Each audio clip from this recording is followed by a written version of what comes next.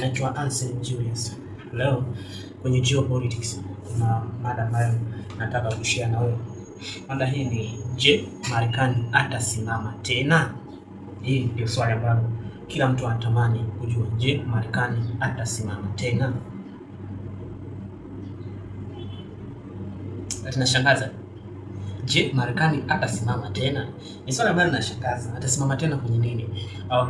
Kama unavyojua kwa Marekani kuanzia mwaka 1945 mara baada ya vita ya pili ya dunia, yeye ndo amekuwa superpower of the world. Yeye ndo amekuwa ndo taifa lenye nguvu zaidi duniani. Hadi hii leo bado ni superpower of the world. Lakini sasa kuna scenario ambayo inasema, je, Marekani atasimama tena? Marekani alikuwa superpower of the world kwa sababu kuu tatu. Ili uwe superpower of the world, maana yake unatakiwa uwe na sababu tatu. Sababu ya kwanza, uwe na economic order, uwe na order ya kiuchumi. Sababu ya pili, uwe na army order, order ya kijeshi, na sababu ya tatu, uwe na technological order ya kiteknolojia. Sasa kwa kipindi cha miaka mingi zaidi ya miaka 70, Marekani amekuwa na order ya kijeshi, order ya kiuchumi na order ya kiteknolojia kwa muda zaidi ya miaka 70, tangu mwaka 1975 hadi mwishoni mwa miaka 2020 hapa. Alikuwa yeye ndo anashikilia dunia kwenye hizo order tatu, na ilikuwa ni rahisi sana Marekani akitoa maelekezo yasiweze kupuuzwa duniani kote. Sasa tunajiuliza hapa swali, je, Marekani atasimama tena? Ni swali ambalo mara nyingi limekosa majibu, na sio kwa bahati mbaya. Limekosa majibu kwa sababu nyingi kubwa. Sababu ya kwanza, Marekani kwa sasa anakabiliwa na upinzani mkubwa sana kutoka kwa mataifa kama China, Korea Kaskazini, Urusi, India, Iran na mataifa mengine mengi tu. Hata Afrika pia na isi taifa kama Burkina Faso pia linaonyesha wenyewe lina uchu wa kutaka siku moja ije ikamate oda ya dunia. Sasa kwenye oda hizo tatu ni tuangalie, je, Marekani atasimama tena? Kwenye oda ya kiteknolojia ni oda ambayo ni oda mtambuka, ni oda ambayo kuna bato kubwa vibaya mno kwenye oda ya kiteknolojia. Teknolojia ya China inazidi kuimarika kila uchao. Teknolojia ya Urusi water technology. Teknolojia ya Iran ni hatari. Teknolojia ya Marekani pia ni hatari. Teknolojia ya Korea ni hatari. Teknolojia ya India pia ni hatari. Kwa hiyo ukiangalia kwenye oda ya kiteknolojia tayari kuna mataifa mengi ambayo yanaweza yakafanya vitu vyake bila kumtegemea Marekani. Kwa hiyo kwenye oda ya teknolojia, maana yake Marekani hana nguvu tena kama alikuwa nayo zamani. Sasa tunaenda kuangalia kwenye oda ya kiuchumi. Sasa oda ya kiuchumi bwana, hii ndio bato. Ni bato hapa ndipo nilipo. Unajua maisha, ukiwa na hela ndio unaweza ukaamua kitu chochote kile. Ukiwa na uchumi mkubwa unaamua kitu chochote kile. Kumbuka Marekani tangu zaidi ya miaka 70 amekuwa yeye akishikilia dunia kwa sababu ya mfumo ambao anatumia wa dollarization. Kwa sababu dola sio hela ambayo ina thamani kubwa zaidi duniani, ila ndio pesa inayohitajika zaidi duniani. Kuna hela zenye thamani nyingi, lakini dola ni pesa inayohitajika zaidi duniani, kwa sababu dola ndio pesa pekee ambayo inatumika katika kila kona ya dunia. Kisha kuwa na dola unaweza kupata mahitaji katika kila kona ya dunia. Ndio maana swali letu tunajiuliza, je, Marekani atasimama tena? Dola bado ina nguvu hadi leo, lakini kuna upinzani mkubwa ambao unaandaliwa. Kuna upinzani kutoka BRICS. Tunapozungumzia BRICS tunazungumzia mataifa ya Brazil, Russia, India, China na South Africa. Sasa ni muunganiko wa mataifa matano ambayo yanaungana, ni muunganiko wa kiuchumi ambao wanataka kupambana na taifa la Marekani. Lengo lao kubwa, lengo namba moja ni kuishusha dola. Kuishusha, hawana mpango kuishusha thamani ya dola. Mpango wao ni kuishusha dola kutotumika zaidi duniani, kwa sababu dola sasa ndio hela ambayo inayoongoza kutumika zaidi duniani. Sasa plan ya BRICS ni kuhakikisha dola isiwe inatumika zaidi duniani. Na BRICS huo muunganiko bwana umetengenezwa na Urusi akishirikiana na China, alafu akaenda kuishawishi taifa la India Taifa la India ule ulikuwa ni mkakati maalum, kwa sababu ukiangalia kwenye huo muungano wa BRICS, taifa la India ina watu zaidi, watu ambao wanakadiriwa zaidi ya bilioni 1 na milioni 300 kuelekea 400 hivyo. Same to China na zaidi ya watu bilioni 1 na milioni 300 kuelekea milioni 400 hivi. Unakuja taifa la Brazil pia lina watu takriban milioni 200 na ngapi hivi.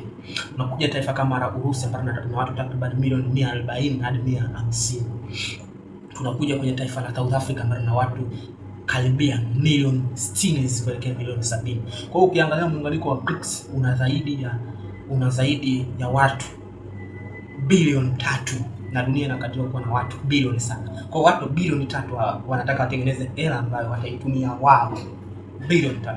Maana dola itaenda kupata hasara ya watumiaji bilioni 3 at once. Mara baada hapa, kumbuka dola sio hela pekee ambayo inatumika. Kuna mataifa mengine pia wanaenda kuitumia dola. Kuna mataifa mengine pia wanatumia dola na hela zao zingine. Sasa kwa mfano Tanzania wastani wa matumizi ya hela yetu kwa shilingi inatumika kwa zaidi ya 70% na huko dola ikitumika kwa 30%. Kwa ukiangalia shilingi na hela zingine zinatumika zaidi ya 70%. Huko dola ndio ikishika na 30% pekee yake. Kwa maana yake kwenye watu milioni 60 wa Tanzania ni sawa na zaidi ni kama watu milioni 10 hivi ambao watatumia dola. Kwa maana yake dola itaenda kupoteza watumiaji, na kitu chochote kile kwenye economics kikipoteza watumiaji kinashuka thamani. Yaani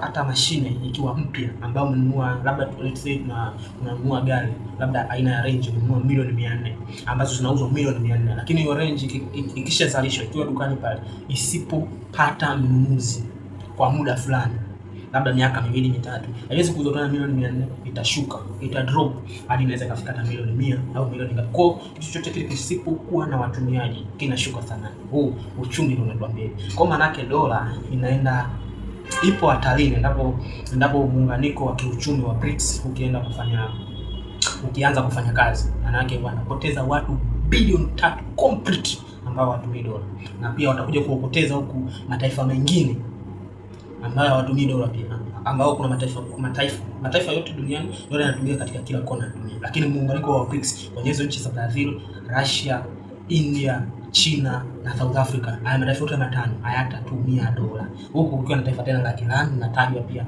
lipo kwenye muunganiko wa BRICS.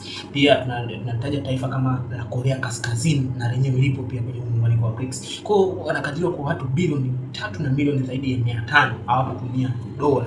Maana yake moja kwa moja Marekani ataenda kupoteza oda ya dunia, ataenda kupoteza oda ya kiuchumi ya dunia, kwa sababu Marekani silaha yake kubwa ni dola. Kisha tumia dola tu, maana yake umesaidia kupush uchumi wa Marekani. Sasa wakiblock dola, BRICS wakifanikiwa kuiblock dola, maana yake Marekani anaenda kufa kwenye oda ya kiuchumi.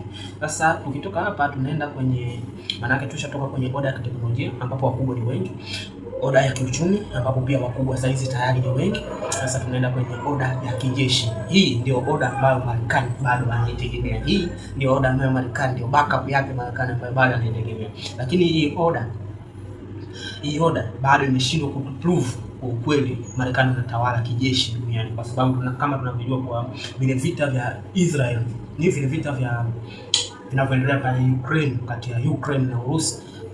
Wachambuzi wengi wa masuala ya kivita wanasema ile sio vita ya Ukraine na Urusi, ni vita ya Marekani na Urusi. Sasa Marekani kama ameshindwa kupambana na Urusi ndani ya miaka 3 back to back, Urusi anazidi kusucceed na Marekani kumbuka na backup kutoka Uingereza, Ujerumani, Ufaransa, yaani kwa kifupi NATO wote wameingia vitani ndani ya miaka 3, wanashindwa kumdhibiti moja kwa moja Urusi ambaye amesimama peke yake, kwa sababu China ni rafiki wa Urusi kwa kununua, yaani China anatumika na Urusi kumuingizia hela, sio kama anashirikiana na Urusi kwa ajili ya kwenye vita kwa anapeleka wanajeshi au anapeleka vifaa. Hapana, China ananunua tu mafuta ya Urusi, ananunua gesi kutoka Urusi, vitu ambavyo vinasababisha Urusi iendelee kusimama kuimarika kiuchumi siku baada ya siku. Lakini Urusi amesimama yeye peke yake, mwanaume mmoja. Urusi amesimama yeye peke yake, anapambana na NATO wote, mataifa zaidi ya mataifa yanayokadiriwa ni zaidi ya 30 duniani yapo kule, anapambana nayo vibaya mno Kumbuka Urusi yupo mwenyewe, mataifa 30. Unajiuliza kwa nini kama Marekani kweli wana nguvu hiyo ya kijeshi kama tunavyosimuliwa, wanashindweje? Au kumbuka wakishirikiana na mataifa mengine 27 wanashindwa kuiangusha Urusi. Kwenye oda ya kijeshi ina mashaka. Kuna mashaka makubwa ndani yake. Ni oda ambayo Marekani haimiliki 100%. Kuna yeye anaongoza kwa sababu ndio taifa lenye kambi nyingi zaidi za kijeshi duniani. Inakadiriwa kuwa na kambi karibia 700 ambazo zimezunguka kila kona ya dunia, ikiwemo Afrika Mashariki. Hapo na bonge la kambi lipo pale Kenya. Marekani wana kambi yao pale, wana military base ipo Kenya. Wamezunguka kila kona ya dunia, wana kambi kila kona ya dunia.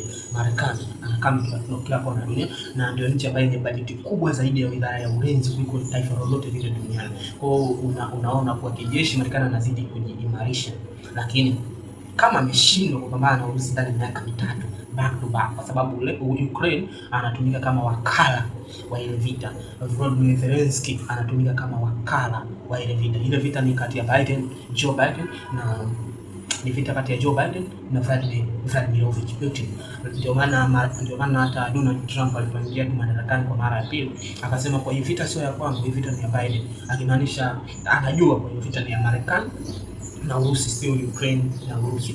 Kwa ndio maana akasema kwa hii vita sio ya kwangu, hii vita ni ya Biden. Ndio maana yeye anapambana kuhakikisha vita inaimaliza, na ile sera yake ya Make America Great Again. Sasa Make America Great Again, je, itawezekana? Mimi na wewe hatujui, lakini Marekani kwenye oda ya kiuchumi bwana, kuna namna anaweza akachoropoka pia. Yaani kuna namna anaweza akachoropoka pia yeye akarudi tena pale, kwa sababu kama tunapojua mfumo wa malipo, transaction zote za simu na transaction za kibenki zote zina controliwa na taifa la Israel. Wayahudi wale ndio wana control mfumo wa malipo yote ya kibenki na ya kisimu. Wao ndio wana control mfumo, na kwa saizi wanatupeleka kwenye pesa za kidijitali ambazo zinajulikana kama Bitcoin, yaani hizo Bitcoin au cryptocurrency. Huko pia mtu ambaye ana control mfumo wa cryptocurrency pia ni Muisraeli. Kwa Muisraeli anaweza akasababishia hasara kubwa BRICS, inapo BRICS wakianza kutengeneza hizo hela zao, kwa sababu Israel ndio anaicontrol mfumo wa hela duniani. Na Israel ndio mtoto pendwa wa Marekani. Israel ndio rafiki pendwa wa Marekani. Israel ndio chawa mwaminifu wa Marekani. Kwa Israel ndio taifa pekee ambalo lina uwezo, yani ndio backup pekee ya kiuchumi ambayo inaweza kumsaidia Marekani kupambana dhidi ya BRICS. Lakini mipango ya BRICS ni kuiteketeza kabisa dola. Sasa tuangalie kwaje BRICS wamejipangeje kudhibiti hiyo control ambayo ya kifedha ambayo inakontroliwa na Israel. Na kama unavyojua kwa Israel ndio Marekani, yani Marekani ni Israel na Israel ni Marekani. Sasa tuangalie kwa BRICS wamejipangeje kupambana na hawa washikaji. Lakini pressure ni kubwa, maswali mengi. Je, watasimama tena? Marekani itasimama tena? Na kama Marekani ikienda isiposimama tena, maana yake anaenda kutengeneza bomu kubwa. Ni bomu ambalo isiposimama tena, maana yake mfumo wa dunia sasa hivi umeshaanza kubadilika. Kwa sasa hivi tushatoka kwenye ule mfumo wa capitalist, mfumo wa kibepari. Sisi tunarudi kwenye mfumo wa kijamaa communist, ambapo sisi Tanzania ni wanufaika na huo mfumo. Kwa hiyo ukiangalia ule mfumo wa communist ndio mfumo ambao sisi tuliutumia, baadaye kwa collapse kwa sababu ya ile pressure kubwa ambayo Marekani alitia kuanzia miaka ya 70 hadi miaka ya 90, miaka 20, ambapo alipigana vita baridi na Urusi. Ilikuwa ni vita ya kiuchumi ambapo ilipigana kwa muda miaka 20. Urusi akanyanyua mikono akakubali kwa USSR ikavunjika. Ilipovunjika USSR lakini ikajiimarisha tena ndani ya kuanzia miaka 1991 hadi mwaka 2013. Urusi akajiimarisha tena. Alipojiimarisha kwa kipindi hicho cha miaka ambayo inatajwa kama miaka 22, alipojiimarisha kwa huo muda miaka 22, akaenda kuchukua part moja kule Ukraine, pale Crimea. Alienda kuchukua ile part mara baada ya kujiimarisha kwa muda miaka 22. So ile alitoa red flag kuhakikisha kwa anaenda kukomboa makoloni yake. Kwa hiyo ilikuwa ni red alert, ambapo alitoa tahadhari wanakuja kukomboa kwa ajili ya anataka lengo lake Urusi ni kuirudisha USSR. Lakini kuirudisha USSR sio jambo dogo, ni jambo kubwa vibaya mno, na ndio maana alipoweza kuichukua Crimea mwaka 2014, na sababu kubwa ya kuichukua Crimea 2014 ilikuwa ni vuguvugu la Ukraine kujiunga na NATO, ambapo anaenda against na ule mkataba walioingia baada ya vita baridi. Kwa tunapozungumza kuhusiana na hili swali, maana tunajiuliza, je, Marekani atasimama tena? Ni miongoni mwa maswali ambayo kwenye hii video tutakuwa tukijiuliza kila muda. Je, Marekani atasimama tena? Twende.